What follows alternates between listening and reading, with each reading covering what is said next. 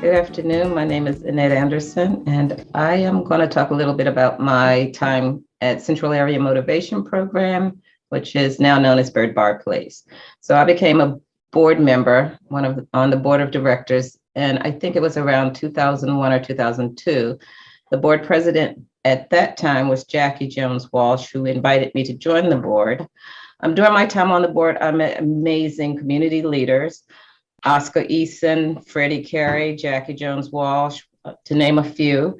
And I'm mentioning their names because they have all gone on to their great reward beyond.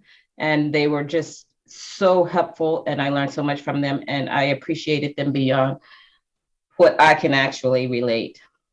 During my time on the board, when I stepped on, we were a small board at that time, and I invited a few of my connections to join the board so that we could grow camp.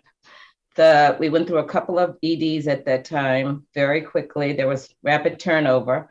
And then we brought on Tony Orange, I think mid 2000, about 2007 or so.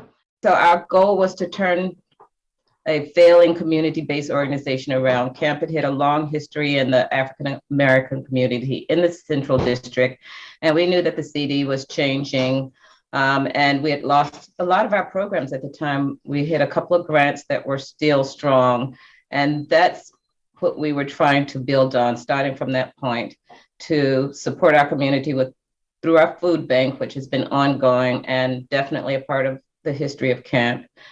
So around 2011 or so, we went into a strategic planning session and decided to rebrand camp and call it Centerstone.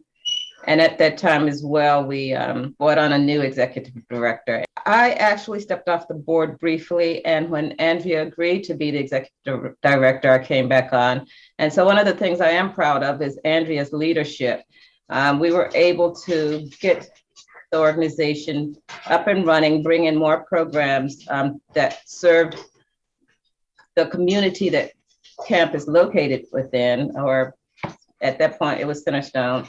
And we brought on educational programs around money management. We hit the housing program and emergency housing, and then we hit the food bank as well as the LIHEAP grant.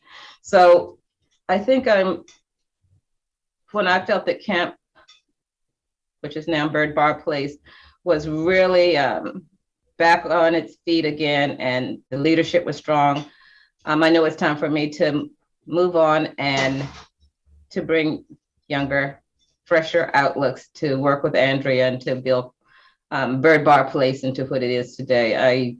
There were several things that I pushed for. One was, again, building on to the historical firehouse and updating that, which is happening, and I'm thrilled about that. But again, I'm working with amazing community members and just learning from them. And again, like I said, I have to give them just what the credit that they're due, because they are the ones who, in spite of what the community was doing and saying, kept camp doors open when it looked like we were going to have to close the doors. Tony Orange, as you know, we lost him recently. He was the executive director, and he built relationships with community partners. And so the thing is, keeping camp vibrant, though, was a very hard task. And I'm glad to say that it is now a thriving organization with amazing leadership.